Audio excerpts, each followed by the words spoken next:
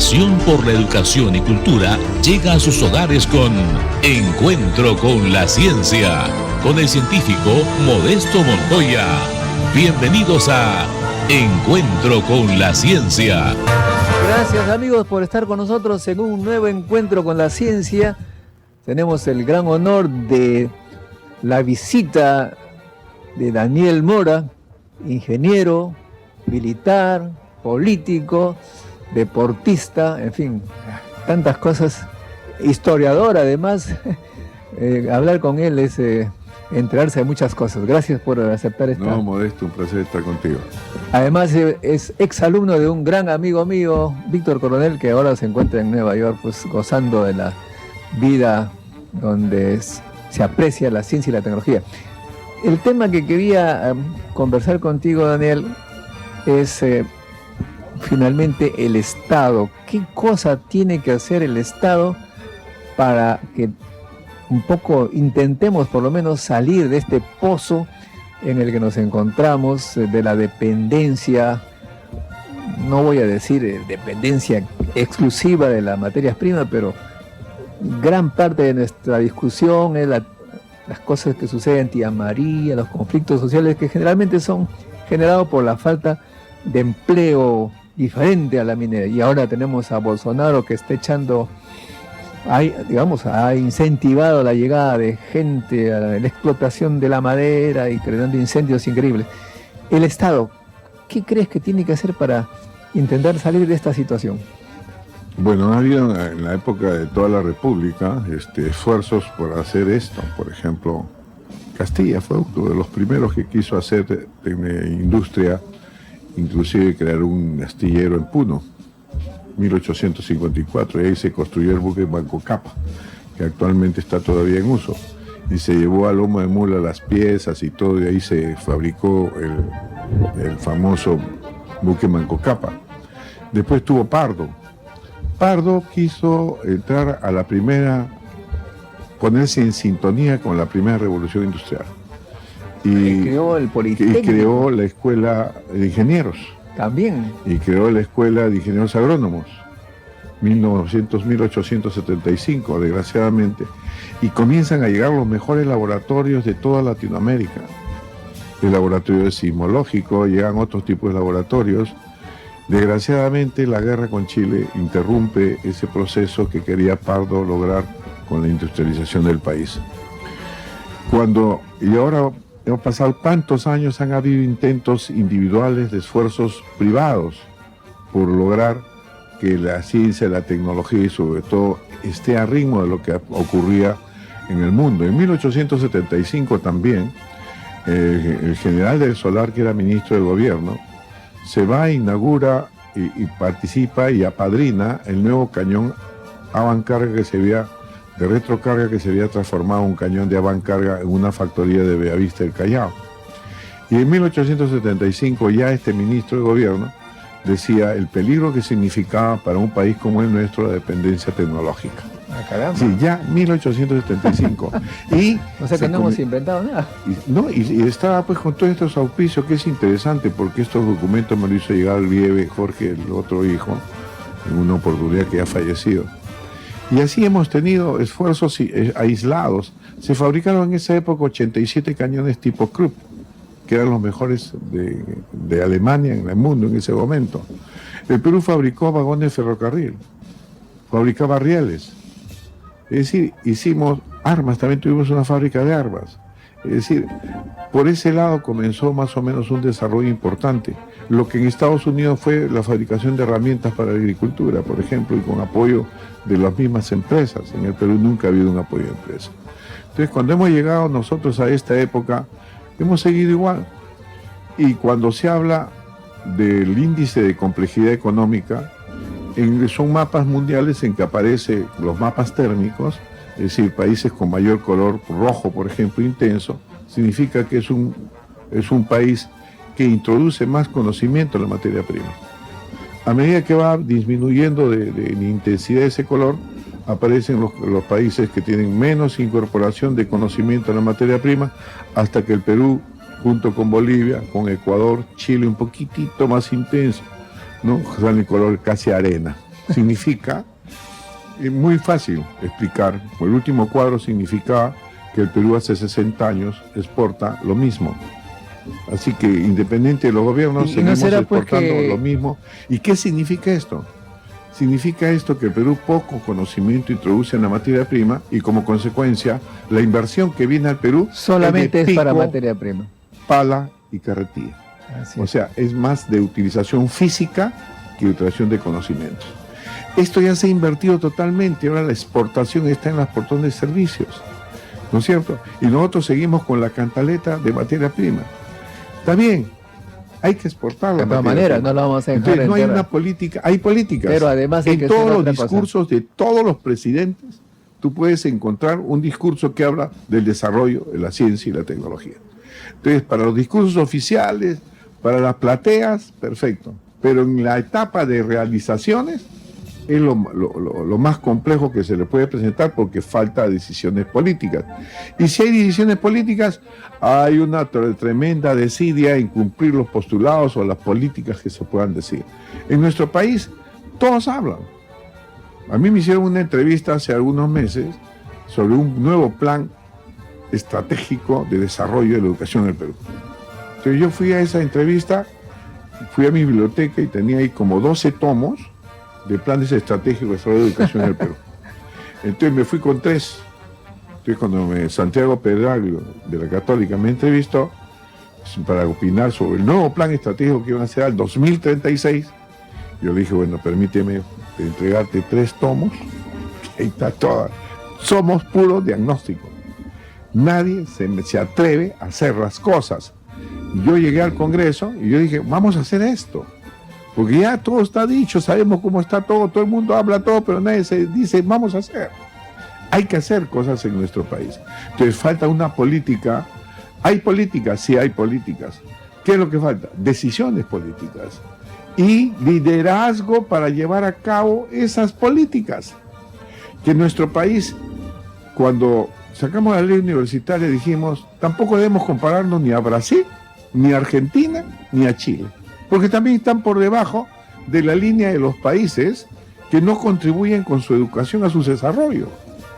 O sea, Latinoamérica no es un ejemplo para nosotros. Claro, nos comparamos entre enanos, digamos. Nos comparamos entre enanos, esa es la gran...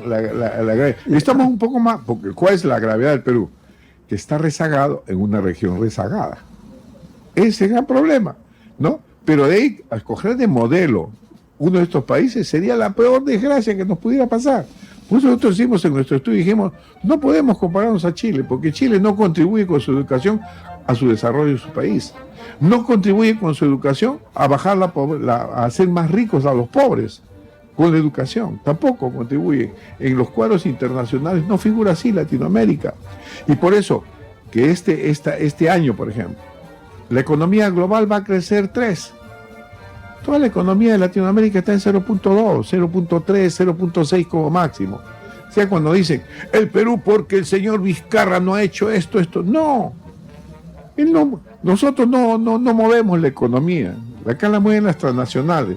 Las transnacionales que exportan nuestras materias primas lo van a hacer de todas maneras, estemos en crisis o no, claro, pues, porque depende. Y vamos a crecer de todas maneras 2 puntos, 2.5. O sea, dependemos un poco de yo creo que de estas empresas. De falta en resumen. Ahora, pero entonces el Estado debe tener una política, sí, pero debe ser realista y no copiar ningún modelo. ¿Por qué? La ley universitaria es fruto de nuestro análisis que hemos hecho, no es fruto de copiamos la ley rusa, alemana, no. Es fruto de la realidad. Entonces, ¿cuál es la realidad de nuestro país? ¿Quién incentiva la investigación en nuestro país? El único que puede incentivar en nuestro país es el Estado. Desgraciadamente, en nuestro país. ¿Lo puede incentivar la empresa privada? No lo hace. ¿Lo puede incentivar la CONFIEC? La CONFIEC podía crear un fideicomiso con un aporte a un fondo para hacer investigación, para innovar en la empresa, el desarrollo tecnológico. ¿De acuerdo? No lo hace. Prefiere comprar una tecnología y punto. ¿Quiénes mueven la investigación en este momento en el Perú? Canon, que es del Estado, y el Canon mismo, 1.800 millones sin gastar, a pesar que gastamos 0.1 del PBI en investigación. Entonces, tenemos que hacer una cuestión un poco más realista. Creo que el CONCITEC comenzó a hacer algunos intentos de encarrilarnos, y como hemos comenzado a hacer con los profesores Regina, para motivar la investigación se ha activado.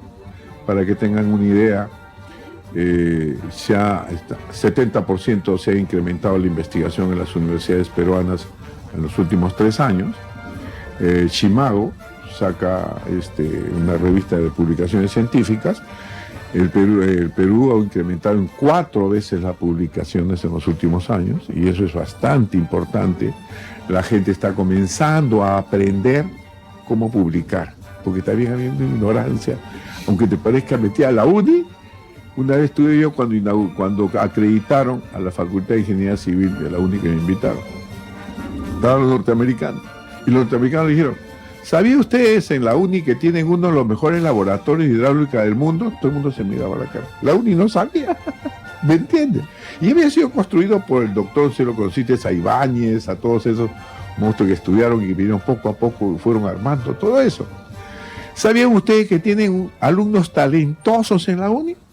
No sabían tampoco. ¿Sabían ustedes que, y sacó, porque hacen muestreo para las tesis, sacaron tesis y dijo: oiga, ¿esta tesis la han publicado? No. No. ¿Y por qué no publica? ¿Se publicaba tesis? ¿Te das cuenta? Entonces, Sao Paulo publica pues todos sus cursos de maestría y doctorado, los obliga a publicar. ¿Me entiendes? Por eso que tiene 48.000 artículos que publica al año. ¿No es cierto? Entonces, una serie, porque nos olvidamos de la esencia de lo que es la universidad. Nos olvidamos de la esencia que constituye una universidad para un país como el nuestro y su contribución al desarrollo que debe tener la universidad.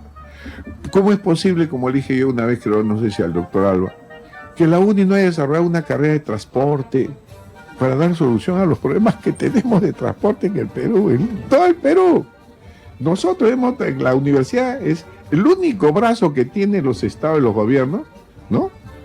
Porque no tenemos otros entes que hagan este tipo de investigación, que contribuyan por eso la ley dice: la universidad debe contribuir al desarrollo nacional, al desarrollo de sus regiones, al desarrollo de sus distritos, ¿me entiendes? ¿No? Ser útil para eso. Bueno, pero ¿y cuáles serían las decisiones políticas que tendría que tomar un presidente de la República en estos tiempos? Bueno, una de las principales que siempre se ha discutido es la creación de un Ministerio de Ciencia y Tecnología. Yo lo vi en Cuba, en un foro que me invitaron, una convención de pedagogía 2015 se llamaba, y por eso me acuerdo del 2015, donde me pareció interesante ver, por ejemplo, y que sería motivo de análisis, que tiene un ministerio de educación básica, que es una pedagoga, generalmente la ministra, que fue la que me invitó, y un ministerio de educación superior, por ejemplo, que es un ingeniero, un científico. Eso también está en Francia, en Alemania. Y eso me parece interesantísimo. ¿Por qué?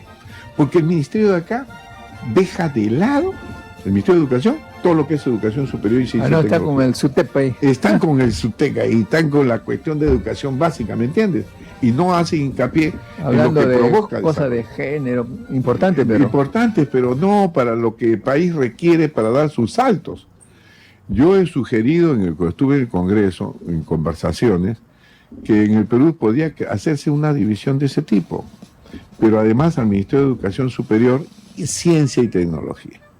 O sea, ligar la universidad, las escuelas tecnológicas, los institutos técnicos, todo eso con la investigación y desarrollo. Sí, pues, o sea, la educación básica, digamos, absorbe todos los esfuerzos de la ministra y se acabó. Y se acabó. Entonces ves al presidente inaugurar un colegito chiquitito, ver al otro no sé cuánto.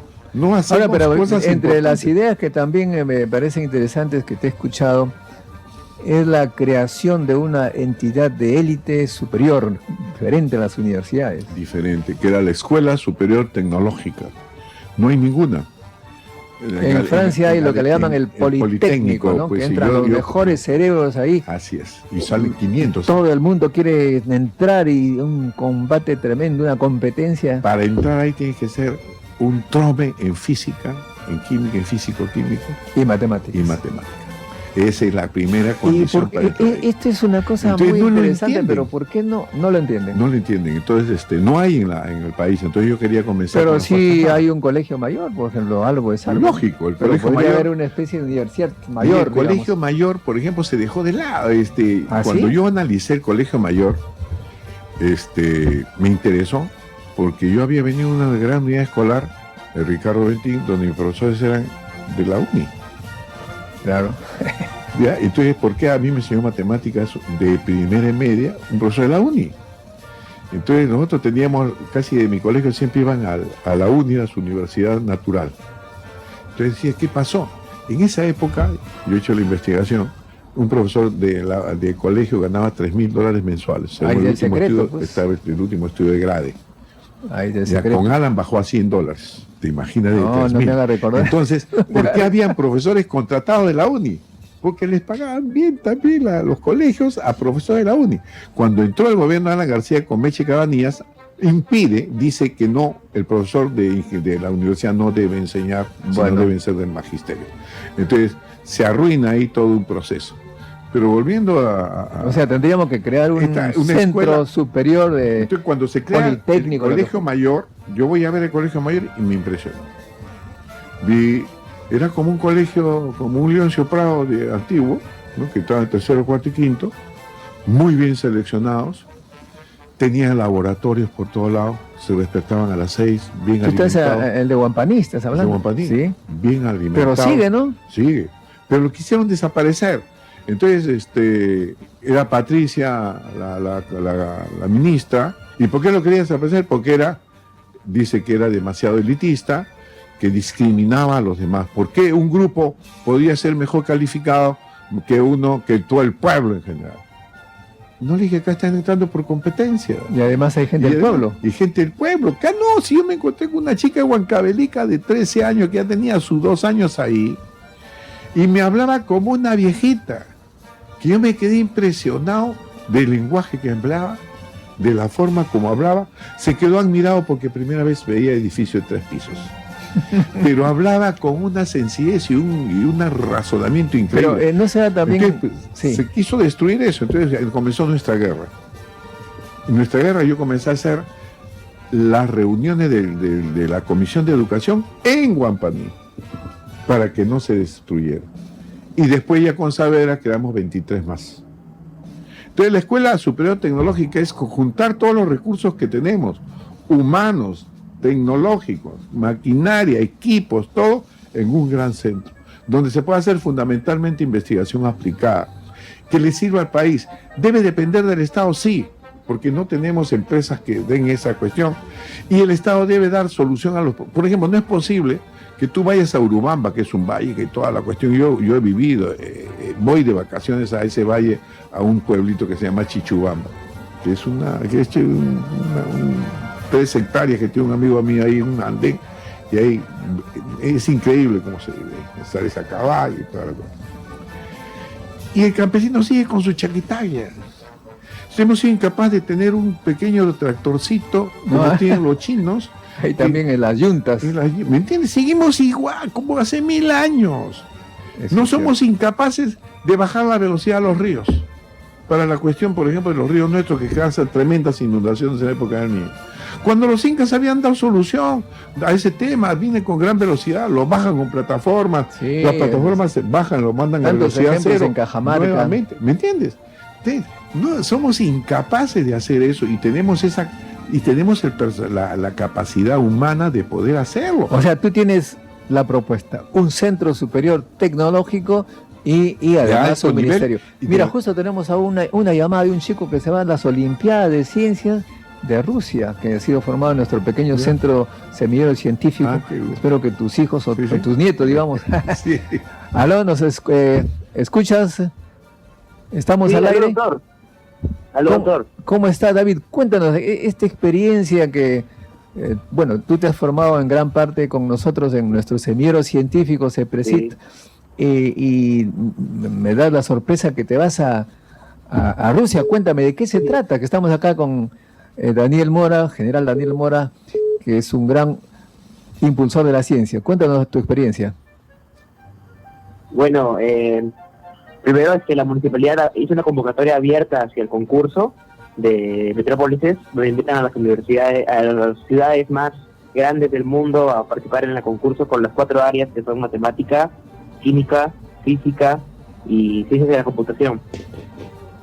Bueno, entonces tú has ganado ese concurso para ir a Rusia, pero también me acuerdo que en el Encuentro Científico Internacional tuviste con un premio Nobel. ¿Esa experiencia te impulsó, te incentivó en tu carrera? Claro.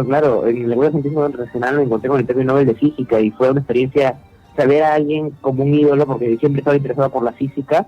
Sin embargo, ahorita he postulado a ciencias de la computación, porque es muy fuerte, y en verdad siento que todos los 8 que estamos ahí tenemos que representar al Perú en Rusia en Olimpiadas de Ciencia, frente a ciudades gigantes del mundo.